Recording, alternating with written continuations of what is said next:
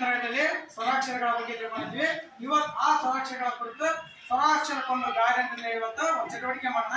ಎಲ್ಲರೂ ಸ್ವರಾಕ್ಷರಕ್ಕೆ ಸಂಬಂಧಪಟ್ಟಂತೆ ಒಂದೊಂದು ಸ್ವರಕ್ಕೆ ಒಂದೊಂದು ಗಾದೆಯನ್ನು ಹೇಳ್ತಾರೆ. ಎಲ್ಲರೂ ಲಕ್ಷ್ಯ ಕೊಟ್ಟು ಕೇಳು. ಓಕೆನಾ? ಓಕೆ.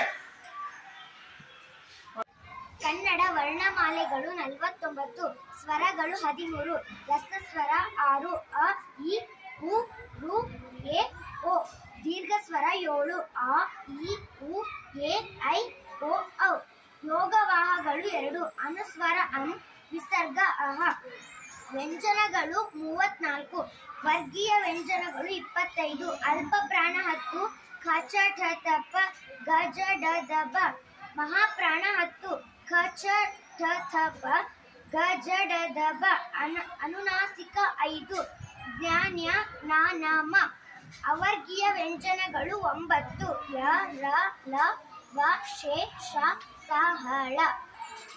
ಇಂದಿನ ಚಟುವಟಿಕೆ ಕೇಳಿ ಎಲ್ಲರೂ ಸ್ವರಕ್ಕೊಂದು ಗಾದೆ. ಅತಿ ಆಸೆ ಗತ್ತಿಗೆ. ಆಕಳು ಕಪ್ಪಾದರೆ ಹಾಲು ಕಪ್ಪೆ.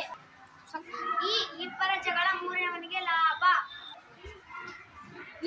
ಈಜಬೇಕು, ಇದ್ದು ಜಯಿಸಬೇಕು.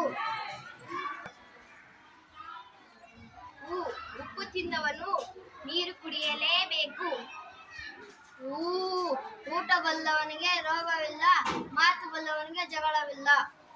ಋಷಿಗಳೆಲ್ಲ ದೇವರಲ್ಲ. ಜ್ವರ ಬಂದರೆ ಎಮ್ಮೆಗೆ ಬರೆ ಎಳೆದಂತೆ. ಏಣಿ ಏರಿದವನು ಕೆಳಗೆ ಇಳಿಯಲೇಬೇಕು. ಐಕ್ಯತೆಯೇ ಬಾಳಿನ ಸಂಪತ್ತು. ಒಗ್ಗಟ್ಟಿನಲ್ಲಿ ಧನವಿದೆ, ಒಗ್ಗಟ್ಟಿನಲ್ಲಿ ಧನವಿದೆ. ಓದು ಮುಕ್ಕಾಲು, ಬುದ್ಧಿ ಮುಕ್ಕಾಲು. ಔಷಧಿಗಳೇ ಎಲ್ಲದಕ್ಕೂ ಮದ್ದಲ್ಲ. ಅಂಕೆ ಇಲ್ಲದ ಕಪಿ ಲಂಕೆಯನ್ನು ಸುಟ್ಟಿತು.